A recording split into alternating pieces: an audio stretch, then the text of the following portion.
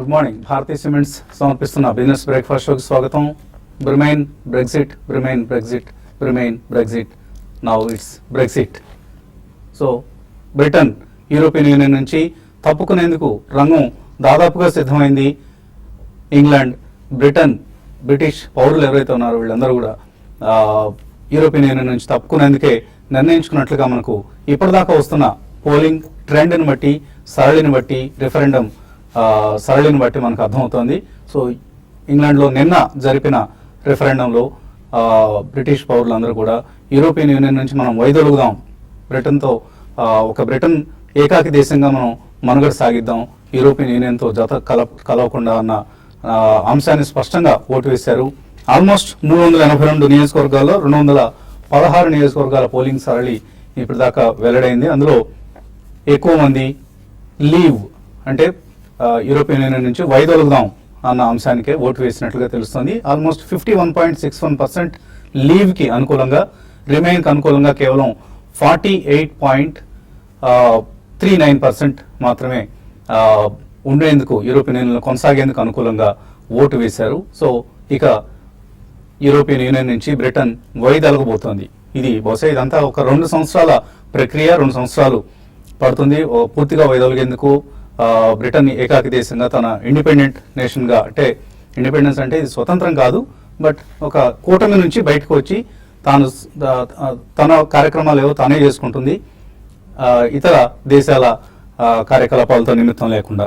ఇది ఇప్పుడు మనకు వరల్డ్ వైడ్ మార్కెట్స్లో బ్రెగ్జిట్ మంత్రం జపిస్తున్నాయి. ప్రపంచవ్యాప్తంగా కరెన్సీ మార్కెట్స్ ప్రత్యేకించి అతలాకుతలం అవుతున్నాయి. పౌండ్ డాలర్ ఈక్వేషన్ చూస్తే ఆల్మోస్ట్ 9.4% పతనమైంది బ్రిటిష్ పౌండ్ యుఎస్ డాలర్తో పోలిస్తే.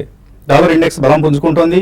ఆల్మోస్ట్ 95 వరకు మనకు పుంజుకుంది. 94.75 దగ్గర ప్రస్తుతం డాలర్ ఇండెక్స్ కనిపిస్తుంది. పౌండ్తో డాలర్తో పౌండ్ 1.34, ఇంతకుముందు 1.4 చేంజ్ ఉన్న పరిస్థితి కాస్త ఇప్పుడు ఇది ఆల్మోస్ట్ పౌండ్కి హిస్టారికల్ గా ఒక రికార్డు స్థాయిలో పతనం కావడం అనేది చూస్తున్నాం మనం. 1992 నుంచి చూస్తే ఇది ఇంతగా పతనం కావడం, 9% పైగా పతనం కావడం అనేది మొదటిసారిగా జరుగుతున్న అంశం. సో ఒక బిగ్గెస్ట్ ఇంట్రాడే డిక్లైన్ చూస్తున్నాం మనం పౌండ్ డాలర్ ఈక్వేషన్కి సంబంధించి. ఇదే పరిస్థితి కరెన్సీ మార్కెట్స్లో ఇతర కరెన్సీస్లో కనిపిస్తుంది. ఇండియన్ రూపీ కూడా చాలా చాలా వీక్గా ఓపెన్ అయ్యే అవకాశాలు కనిపిస్తున్నాయి. జపనీస్ యెన్ మాత్రం బలంగా ఉంది. ఆల్మోస్ట్ 6% లాభపడింది యుఎస్ డాలర్తో కంపేర్ చేస్తే జపనీస్ యెన్. అలాగే స్విస్ ఫ్రాంక్, గోల్డ్, ఇటువంటి సేఫ్ హ్యావెన్గా, అంటే ఏవైతే సేఫ్ ఎసెట్స్గా భావించే ఎసెట్స్ ఉన్నాయో వాటిలో స్ట్రెంగ్త్ కనిపిస్తుంది. Gold, Swiss franc, Japanese yen, ఇటువంటి కరెన్సీస్ అండ్ మెటల్స్లో. అదర్వైజ్ క్రూడ్ ప్రైసెస్ 4% తగ్గాయి. అండ్ రూపీ 3 month ఫార్వర్డ్స్ చూస్తే 0.4% తగ్గి 68.60 దగ్గర కనిపిస్తున్నాయి.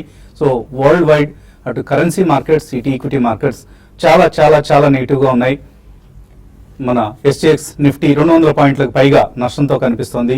అండ్ డాలర్ డౌజోన్స్ ఫ్యూచర్స్ చూస్తే 300 పాయింట్స్ పైగా నష్టం కనిపిస్తోంది. అలాగే ఫుట్సీ ఫ్యూచర్స్, ఫుట్సీ అంటే ఇంగ్లాండ్కి సంబంధించిన ఇండెక్స్ ఇది. సో ఫుట్సీ ఫ్యూచర్స్లో 6% నష్టం కనిపిస్తోంది. SGX నిఫ్టీ ప్రస్తుతం 2% కంటే నష్టంతో, అంటే 8101 దగ్గర 2.4% నష్టంతో కనిపిస్తోంది. సో మన మార్కెట్స్ ఒక భారీ గ్యాప్ డౌన్ ఓపెనింగ్ కోసం సిద్ధమవుతున్నాయి. డౌ ఫ్యూచర్స్ ఇప్పుడు 500 పాయింట్స్ నష్టపోయింది. So world wide it's a crisis. Financial markets ఇవాళకి ఇక ఏ వార్తకు స్థానం లేదు.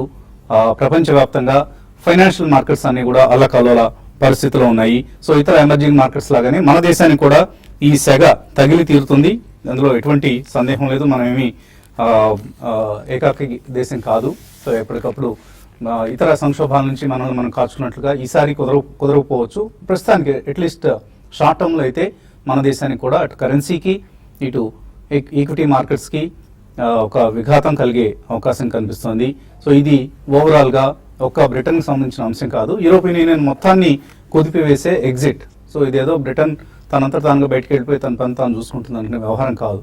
సో చాలా చాలా inter related issues, concerns, matters ఇవన్నీ కూడా పనిచేస్తాయి. సో చాలా కేర్ఫుల్గా ఉండాలి. ఈక్విటీ మార్కెట్స్లో ప్రస్తుతానికి అవలంబించాల్సిన వ్యూహం stay away from the markets. So ఈ మార్కెట్లో షార్ట్ కొట్టడానికి కొంత అవకాశాలు ఎక్కువగా ఉన్నాయి. కానీ ఒక గ్యాప్ డౌన్ ఓపెనింగ్ తర్వాత షార్ట్ సేల్ చేస్తే మళ్ళీ మార్కెట్స్ అనుకోని విధంగా బౌన్స్ బ్యాక్ అయితే నష్టపోయే అవకాశం ఉంటుంది. కాబట్టి ఆల్రెడీ పుట్స్ ద్వారా హెడ్జ్ చేసుకున్న వాళ్ళు సేఫ్ సైడ్ ఉన్నట్లే. నిన్న మొన్న ఎవరైతే పుట్స్ కొనుక్కొని వాళ్ళ పొజిషన్స్ని హెడ్ చేస్తున్నారో వాళ్ళకి చక్కటి లాభాలు వచ్చే అవకాశం ఉంది. అదర్వైజ్ లాంగ్ పొజిషన్స్ ఉన్న వాళ్ళకి మాత్రం ఈ ఉదయం తీరని నష్టం మిగిల్చే అవకాశం కూడా కనిపిస్తుంది. మార్కెట్స్ పరిస్థితి గురించి మాట్లాడేందుకు మనతో అనలిస్ట్ సిద్ధంగా ఉన్నారు. సో చాలా గ్యాప్ డౌన్ ఓపెనింగ్ కోసం నిఫ్టీ సిద్ధం అవుతోంది. అండ్ ఇండియన్ మార్కెట్స్లో ప్రత్యేకించి యూరోపియన్ యూనియన్తో యూకేతో ప్రత్యక్షంగా సంబంధం ఉన్న కంపెనీలు ఏవైతే ఉన్నాయో, స్టాక్స్ ఏవైతే ఉన్నాయో వాటికి లైక్ టాటా మోటార్స్ కావచ్చు, ఆర్ బ్రిటన్తో సంబంధం లేకపోయినా కూడా జపాన్తో సంబంధం ఉన్న మారుతి ఎందుకంటే ఏన్ స్ట్రెంథన్ కావడం అనేది మారుతికి చాలా నెగిటివ్ డెవలప్మెంట్. సో ఇటువంటి స్టాక్స్లో ఇటువంటి ఇండిసెస్లో ఎలా బిహేవ్ చేయాలి వాళ్ళు? ఐ థింక్ టాటా మోటార్స్ ఇవన్నీ కూడా నిన్న ఎక్సెప్ట్ ఫర్ షార్ట్ స్క్వీజ్ తప్ప కొద్దిగా బేరిష్ ప్యాటర్న్స్ మనం చూసామండి. ప్రాబ్లీ నిన్న ఐ థింక్ ర్యాలీ ఏదైతే వచ్చిందో అది only short squeeze and short covering కోసం వచ్చిన ర్యాలీ అని చెప్పొచ్చు. సో డెఫినెట్లీ ఐ థింక్ ఈ షార్ట్ టర్మ్ అయితే రియాక్ట్ అయ్యే ఛాన్స్ ఎక్కువ ఉంది. టాటా మోటార్స్ మనం చార్ట్స్ పరంగా చూస్తే కనుక 487 కరెంట్ మార్కెట్ ప్రైస్ ఉంది. Maybe 20-day moving average 457 and next support point అనేది 436, 440 మధ్యలో ఉంది. So long term are medium term investors ఎవరైతే ఉన్నారో ప్రాబ్లీ ఈ ఫాల్ అయితే definitely long term are medium term కి ఆపర్చునిటీ తీసుకుని బై అనే చెప్తాను. అండ్ మనకి నిఫ్టీ కనుక చూస్తే నిన్న ఏదైతే 160 ఆల్మోస్ట్ 4 days లోనే మనకి 160-170 పాయింట్స్ ర్యాలీ రావడం చేశాను. దీన్ని బట్టి మనకు అర్థమయ్యేది ఏంటంటే ప్రాబ్లీ ఈవెంట్ ఏదైతే ఉందో ఆల్రెడీ మనకి కొంచెం ఫ్యాక్టర్ అయినట్టు అనిపిస్తుంది. ఎందుకంటే ఈరోజు 200 పాయింట్స్ డౌన్ ఓపెన్ అయినప్పటికీ లాస్ట్ వీక్ లో ఏదైతే ఉందో 8063 ప్రాబ్లీ దాని కింద అయితే క్లోజ్ అయ్యేటట్టు కనిపించలేదు. ఇన్ కేస్ ఎక్కువ లాంగ్స్ అన్వైండింగ్ అవుతాయి కనుక మేబీ ఇంతకుముందు స్వింగ్ హై ఏదైతే ఉందో 7992 ఒక స్ట్రాంగ్ సపోర్ట్ గా మనం పరిగణిస్తాం. సో ఈ సెల్ ఆఫ్ అనేది definitely medium to long term investors ఎవరైతే ఉన్నారో ఫస్ట్ ప్రైస్ పాయింట్ గా మనం డెఫినెట్లీ బై చేయమని చెప్తాను. అండ్ మనకి 50-day మూవింగ్ యావరేజ్ అయితే ఉందో 7985 ఒక స్ట్రాంగ్ సపోర్ట్ ఉండే అవకాశం ఉంది. అండ్ మోస్ట్ ఇంపార్టెంట్ థింగ్ మనం గుర్తుపెట్టుకోవాల్సింది ఏంటంటే మార్కెట్ ఒక అప్ ట్రెండ్ లో ఉంది. ఎందుకంటే మనం hire tops and higher bottoms formation అనేది చూస్తున్నాం గత 3 to 4 months గా. ఓన్లీ మనకి డీవియేషన్ ఎక్కడ వస్తుందంటే 7678 దాని కింద క్లోజ్ అవుతానే ప్రాబ్లీ ఫ్రెష్ షార్ట్స్ అనేవి ట్రిగర్ అవుతాయి. అంతవరకు ఐ థింక్ బయాన్ డిప్స్ గానే చెప్పొచ్చు. అదేవిధంగా బ్యాంక్ నిఫ్టీ చూస్తే కనుక ప్రాబ్లీ మనకి 17,325 మొన్నటి స్వింగ్ లో ఏదైతే ఉందో అది ఒక గట్టి సపోర్ట్ పాయింట్ గా ఉంటుంది. అదేవిధంగా 17,046 ఏదైతే 50-day మూవింగ్ యావరేజ్ ఉందో ఒక స్ట్రాంగ్ పాయింట్ గా పరిగణిస్తాం. సో ఈ 2 ప్రైస్ పాయింట్స్ లో మీడియం టు లాంగ్ టర్మ్ ఎవరైతే ఉన్నారో ఫస్ట్ ప్రైస్ పాయింట్ గా కొనమని చెప్తాను. And 200-day moving average worst case లో in case sell off major వస్తే కనుక 16,800 అండ్ 16,600 దాకా వచ్చే ఛాన్స్ ఉంది. బట్ ఈ ఆపర్చునిటీ డెఫినెట్లీ బైకే యూజ్ చేయమని చెప్తాను. అండ్ సెక్టర్ వైజ్ చూస్తే కనుక cement space in case market కొద్ది రియాక్ట్ అవుతున్నప్పటికీ కొద్ది కరెక్షన్ అవుతుంది అండ్ పుల్ బ్యాక్ లో చాలా ఫాస్ట్ గా బౌన్స్ బ్యాక్ అవుతుంది. సో 2 to 3 ప్రైస్ పాయింట్స్ లో ఏసీసీ అండ్ అంబుజా సిమెంట్ ఈ రెండు కూడా ఫాల్ లో తీసుకోమని చెప్తాను. సో 48.8% రిమైన్ అంటుంటే 51.2% ఎగ్జిట్ అంటున్నారు. ఇప్పటిదాకా ఉన్న బ్రెగ్జిట్ కి సంబంధించిన రెఫరెండం సాలిని మనం ఒకసారి గమనిస్తే సో ట్రేడర్స్ కి ఎటువంటి ఐడియాస్ ఇస్తారు? Long, short or stay away? అంటే లాంగ్ వెళ్ళాం అనేది ఇప్పుడు ఈ ప్యానిక్ లో ఉన్నప్పుడు లాంగ్ వెళ్ళాం అనేది అంత సమంజసం కాదు. ఈవెన్ కొంచెం షార్ట్ సెల్ అంటే ఎక్కువ చాలా మంది షార్ట్ సెల్ చేయరు. బట్ షార్ట్ సెల్ చేయగల వాళ్ళు షార్ట్ సెల్ చేయమనే చెప్తాను. ఎందుకంటే ఇక్కడ ఇన్ని రోజులు మన మార్కెట్ అనేది చాలా ఈ మధ్యకాలపు హైలో ఉంది, 2016 హైలో ఉంది. కాబట్టి మన దాంట్లో కరెక్షన్ డ్యూ ఉంది. దీనికి తోడు గ్లోబల్ మార్కెట్స్ ఈ విధంగా ప్యానిక్ సిచ్యువేషన్ లో ఉన్నాయి. కాబట్టి ఇటువంటి టైంలో బైన్ కొంచెం అవాయిడ్ చేయమని చెప్తాను. నెక్స్ట్ వీక్ ప్రాబ్లీ మనకి F&O క్లోజింగ్ ఉంది. కాబట్టి F&O క్లోజింగ్ ముందు ఇటువంటి గ్యాప్ డౌన్స్ అనేది ఇంకా మార్కెట్స్ ని లాంగ్ అన్వైండింగ్ ఎక్కువ జరుగుతుంది. కాబట్టి ఇంకా కొంచెం వీక్ కావడానికి కూడా అవకాశం ఉంటుంది. కాబట్టి ఏమాత్రం ఇంటర్ డే ర్యాలీస్ వస్తే సెల్ చేయమంటాను. లేదంటే మాత్రం పుట్ ఆప్షన్స్ ని కూడా ఈ సిరీస్ కి బై చేసుకోవచ్చు. Like 7,900 call put option index విషయానికి వస్తే, తర్వాత టాటా మోటార్స్ ఒకటి ఇప్పుడు అనుకున్నాం బాగా ఎఫెక్ట్ దీనికి మనకి ఉండొచ్చు ఈ స్టాక్ కి. దాన్ని కూడా 450 పుట్ ఆప్షన్ తీసుకోవచ్చు. తర్వాత టాటా స్టీల్ కూడా, దీంతో పాటు కొన్ని సెక్టర్ లైక్ ఐటీ ఒకటి, ఫార్మా ఒకటి. ఎందుకంటే ఐటీ 26% ఓవరాల్ యూరోపియన్ యూనియన్ కి మనకి ఎక్స్పోర్ట్స్ ఉన్నాయి. కాబట్టి అది కూడా కొంచెం ఎఫెక్ట్ అయ్యే అవకాశం ఉంది. ఐటీ స్టాక్స్ కూడా బాగా డ్రాగ్ అయ్యే అవకాశం ఉంది. వాటిలో కూడా హైయర్ లెవెల్లో సెల్ చేయమంటాను. బట్ ఏదైనా కూడా నిఫ్టీకి క్లోజర్ గా 8040, 8050 దగ్గర కొంత ఇంట్రాడే సపోర్ట్ ఉంటుంది. అది కానీ బ్రేక్ అయిందంటే మార్కెట్లో ప్యానిక్ సెల్లింగ్ అనేది, స్టాక్ స్పెసిఫిక్ సెల్లింగ్ అనేది ఎక్కువ ఉంటుంది. కాబట్టి చాలా కాషియస్గా ఉండమని చెప్తాను. నేను క్లోజర్గా 80250 దగ్గరికి వచ్చినప్పుడు కొంచెం మార్కెట్లో వెయిట్ చేసి అక్కడ నుంచి మార్కెట్ పెరిగినప్పుడే హయ్యర్ లెవెల్స్లో సెల్ చేయమంటాను. 8050 కానీ బ్రేక్ అయిందంటే ఇంకా ఫర్దర్ కూడా వీక్ అవ్వచ్చు. సో ఇప్పటికే ఎక్కువ మంది ట్రేడర్స్ లాంగ్ వీకెండ్ తీస్తున్నారు, ఎందుకంటే stay away from the markets అన్న సూక్తిని ఫాలో అయ్యి మేబీ ఇవాళ హడావుడిగా మార్కెట్స్లోకి వచ్చి మళ్ళీ షార్ట్ సెల్ చేయడం అనేది అంత తెలివైన నిర్ణయం కాదు, ఫులిష్ డెసిషన్ అవుతుంది. ఎందుకంటే మార్కెట్స్ 1 or 2 days టైం పడుతుంది ఈ మొత్తం ప్రక్రియకి అడ్జస్ట్ కావడానికి. సో కొద్దిగా టైం తీసుకొని మార్కెట్స్లో ఒక స్టెబిలిటీ వచ్చిన తర్వాతే డెసిషన్ తీసుకోవడం అనేది మంచిది అవుతుంది. ఎందుకంటే చాలా చాలా వోల్టైల్గా ఉంటాయి మార్కెట్స్. అనూహ్యంగా మధ్యలో ఎక్కడో ఒక షార్ట్ స్క్వీజ్ లాంటిది కూడా వచ్చే అవకాశం లేకపోలేదు ఇంట్రాడేలో, not in the next 1 or 2 days. ఇంట్రాడేలో కూడా అటువంటి అవకాశం ఉంటుంది. సో బీ కేర్ఫుల్, వీలైనంత వరకు stay away from the markets. ఇంకా ఐపీఓ మార్కెట్ ఒకసారి మనం గమనిస్తే నిన్న క్లోజ్ అయిన మహానగర్ గ్యాస్ ఐపీఓకి చాలా చాలా హ్యూజ్ రెస్పాన్స్ వచ్చింది. 65 times ఓవర్ సబ్స్క్రైబ్ అయింది. HNS high networth individuals portion ఏదైతే ఉందో ఇది 192 times సబ్స్క్రైబ్ అయింది. అలాగే క్వాలిఫైడ్ ఇన్స్టిట్యూషనల్ బయర్స్ 73 times ఇష్యూకి సబ్స్క్రైబ్ చేశారు. వాళ్ళకి రావాల్సిన మొత్తానికి 73 రెట్లు ఎక్కువగా ఓవర్ సబ్స్క్రైబ్ చేశారు. అలాగే రిటైల్ పోర్షన్ కూడా 6.5 times ఓవర్ సబ్స్క్రైబ్ అయింది. సో ఈ మధ్య కాలంలో ఇంత హ్యూజ్ సబ్స్క్రిప్షన్ ఒక ఇష్యూకి రావడం అనేది ఇదే మొదటిసారి. మొత్తం 1000 కోట్ల రూపాయల ఇష్యూకి almost it is just 64.39 times subscription రావడం అనేది ఒక రికార్డ్ స్థాయిగా మనం చెప్పుకోవచ్చు. సో ఇటువంటి హ్యూజ్ రెస్పాన్స్ ఒక మంచి ఇష్యూ మార్కెట్లోకి వస్తే దొరుకుతుంది అన్నది మనకు అర్థమయ్యే అంశం. కాలర్స్ లైన్లో ఉన్నారు, బట్ అంతకంటే ముందు మనం ఒక చిన్న బ్రేక్ తీసుకోవాల్సిన సమయం కాబట్టి బ్రేక్ తర్వాత కాల్స్, మెయిల్స్ చూద్దాం.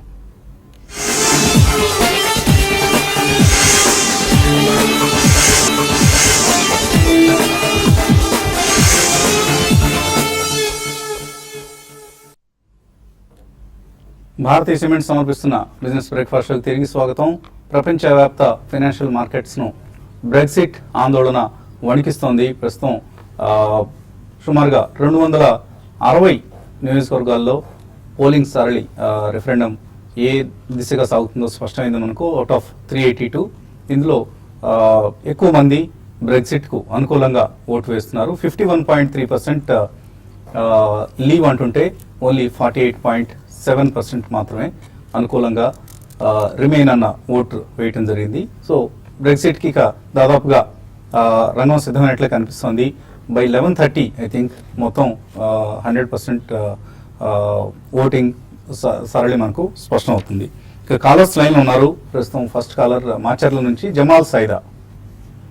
హలో వసంత్ కుమార్ గారు, గుడ్ మార్నింగ్ అండి. మార్నింగ్ అండి, అడగండి. ఇది మీరే చెప్పండి సార్. ఇది నేను సువెన్ ఫార్మా 270లో తీసుకున్నాను. ఓకే అండి. అది ఎగ్జిట్ అయ్యి స్పైస్ జెట్ గానీ లూపిన్ గానీ తీసుకుందాం అనుకుంటున్నాను. సువెన్ ఫార్మా ఇంకా పడిపోతుందేమోనన్న భయం వేస్తుంది.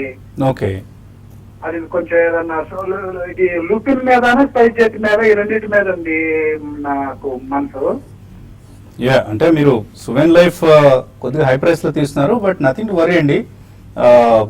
Company is doing well. ఎటువంటి ఆందోళన చెందాల్సినంత పరిస్థితి అయితే లేదు. కాకపోతే మీరు స్పైస్ జెట్ అనేది అది ఏవియేషన్ సెక్టర్ సంబంధించిన stock. Last month sales figures, వాళ్ళ లోడ్ ఫ్యాక్టర్ ఫిగర్స్ చాలా పాజిటివ్ వచ్చాయి కాబట్టి స్టాక్ కొద్దిగా బాగా పెర్ఫామ్ చేస్తుంది. Otherwise aviation turbine fuel prices పెరగడం ఇటువంటివన్నీ కూడా రాబోయే రోజుల్లో కొద్దిగా నెగిటివ్ ఇంపాక్ట్ చూపించే అంశాలు స్పైస్ జెట్కి సంబంధించి. అలాగే Lupin comparatively Lupin is a stronger stock than Suven life. But మీరు ఫార్మాలోనే ఉండాలని అనుకుంటే సువెన్లోనే ఉండండి. It is better to stay with Suven and recover your losses within that counter itself. Technical గా ఎటువంటి పరిస్థితి కనిపిస్తుంది? ప్రాబ్లీ ఐ థింక్ ఇది ఆల్మోస్ట్ మనకి లాస్ట్ 12 months లో చూస్తే కనుక 338 నుంచి 140 దాకా కరెక్ట్ అవటం చూసి ఒక కన్సాలిడేషన్ లో ఉంది. So probably I think support అయితే డెఫినెట్లీ ఉందండి, అరౌండ్ 170 and 165 మధ్యలో. So current market price around 194 ఉంది. సో డెఫినెట్లీ నేను కూడా స్టే అని చెప్తాను. In case you want to shift to front line stocks మీరు అన్నట్టు లూపిన్ ఉంటే మేబీ 50% మీరు చేయొచ్చండి. సో ఎన్ని షేర్లు తీసుకున్నారనేది మీరు చెప్పలేదు. ఏదైనా కొంత డైవర్సిఫై చేద్దాం అనుకుంటే కొద్దిగా కొంత భాగాన్ని మాత్రమే మీరు మేబీ లూపిన్కో లేకపోతే సన్ఫార్మా స్టాక్ మీరు ఫ్రంట్ లైన్ స్టాక్కి షిఫ్ట్ కావచ్చు. Otherwise nothing to panic about Suven life sciences. Narasimharaju తర్వాత కాలర్. హలో, నమస్తే సార్, పద్మ సార్. నమస్తే అండి, అడగండి. Good morning sir. ఫస్ట్ మీకు థ్యాంక్స్ చెప్పాలి సార్. ఎందుకండి? మీ ప్రోగ్రామ్ చూసిన తర్వాత నేను కొన్ని మ్యూచువల్ ఫండ్ లో ఇన్వెస్ట్ చేశాను. Very good. అలాగే షేర్ మార్కెట్ లో కొంత మనీ కొద్దిగా ప్రాఫిట్ లోనే ఉన్నాను. ఓకే అండి. అది ఇంత ముందు ఈ ప్రోగ్రామ్ చూసినప్పుడు ఏది సోదనుకున్నాను, కానీ ఈ ప్రోగ్రామ్ చూసిన తర్వాత నేను చాలా ఇదే అనమాట. సో మీకు అంత మంచి అభిప్రాయం మా కార్యక్రమం పట్ల ఉన్నందుకు ధన్యవాదాలు. అలాగే చెప్పండి. ఇంకొకటి ఏంటంటే, నేను వచ్చిన కాలం చూసారా సుబ్రహ్మణ్యం గురించి, అవునండి. అటువంటి మీరు పట్టించుకోవాల్సిన అవసరం లేదు సార్. ఎందుకంటే మీరు స్ట్రైట్ ఫార్వర్డ్ ఉంటేనే బాగుంటుంది కరెక్ట్ గా. ఇట్స్ ఓకే అండి. అప్పుడప్పుడు మనకి అన్ని పొగడ్తలే వస్తే అలాగా అప్పుడప్పుడు అటువంటివి కూడా వస్తుండాలి, కాస్త హుషారు వస్తుంది. అదే మంచి చెప్పేటోళ్ళు మంచి చెప్పడం ఎప్పుడు ఎవరికైనా నచ్చదండి, చెడు చెప్తుంటే నచ్చుతుంది. నో ఇష్యూస్ అండి, అందరినీ అలాగే సార్ ఆలోచించాలి. ఇంకొకటి, ఈ ప్రోగ్రామ్ కొద్దిగా ఇంకా టైం పెంచితే బాగుంటుంది సార్. ఎందుకంటే టైం సరిపోవట్లేదు మనం. ఎందుకంటే నేను 10 days నుంచి ట్రై చేస్తున్నాను, మీకు ఈ రోజు కలిసింది కావాలి. మెయిల్ పంపించండి సాధ్యమైనంత వరకు. మెయిల్స్ అయితే మనం ఎక్కువ చదువుతాం కాబట్టి మెయిల్ ద్వారా కూడా మీ సందేహాన్ని వ్యక్తం చేయొచ్చు. ఇప్పుడు ఏదైనా డౌట్ ఉందా? అలాగే నాకు రికో ఆటో ఒకటి, కేఎస్కే ఎనర్జీ ఒకటి సార్, ఈ రెండింటి గురించి చెప్తారా? కొన్నారా ఈ రెండు? లేదండి, తీసుకుందాం అనుకుంటున్నాను. So Rico auto and KSK energy. Already మీరు ఇంతకుముందు చెప్పిన SBI bank, JK tyres, granules India నా పోర్ట్ఫోలియోలో ఉన్నాయండి. ఎస్బీఐ ఒకటి, తర్వాత పిఎన్బి ఒకటి, ఫెడరల్ Okay. బ్యాంక్ ఒకటి. ఓకే అండి, ఓకే. రికో ఆటో మీరు ఆటో యాన్సిలరీలో చూస్తే ఇది రీసెంట్ డేస్ లో బాగా వీక్ గానే ఉందండి, పెద్దగా అప్ ట్రెండ్ అయితే లేదు. అంటే మీరు లాంగ్ టర్మ్ కోసం అయితే మీరు ఆటో యాన్సిలరీలోనే చాలా స్టాక్స్ ఉన్నాయి, అటువంటి వాటిలో మీరు ఇన్వెస్ట్ చేసుకోమంటాను.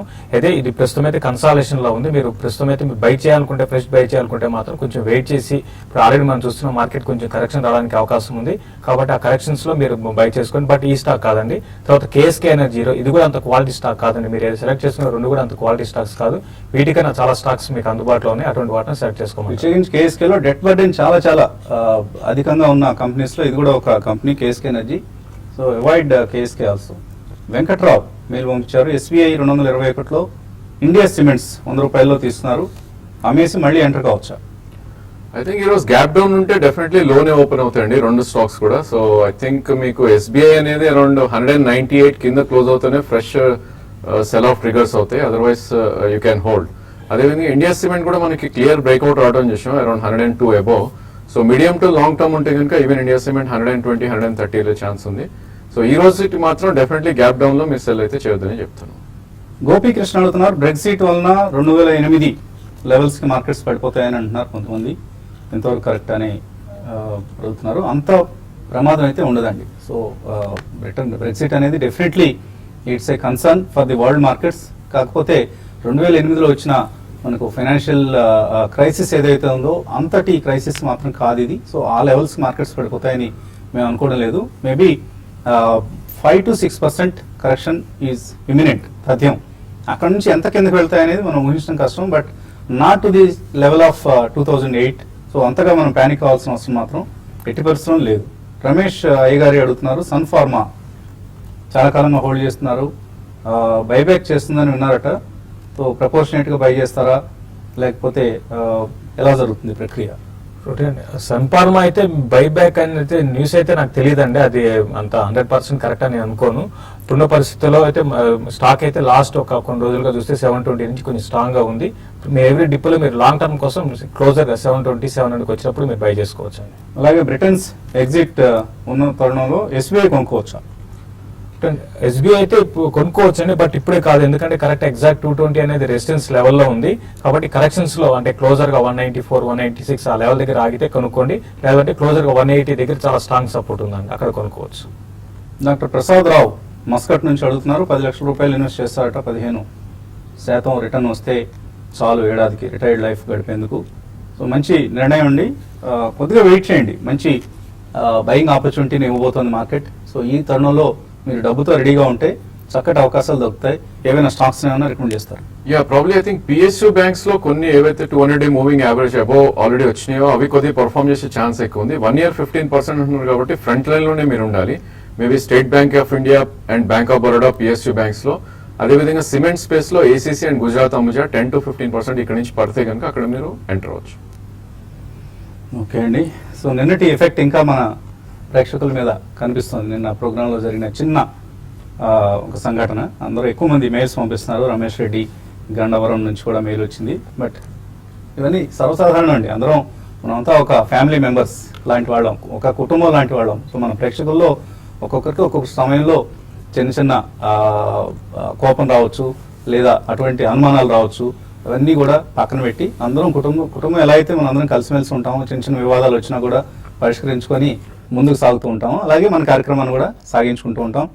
ముందుగా అందరి అభిమానానికి కూడా హృదయపూర్వక కృతజ్ఞతలు, ధన్యవాదాలు. Keep watching TV5.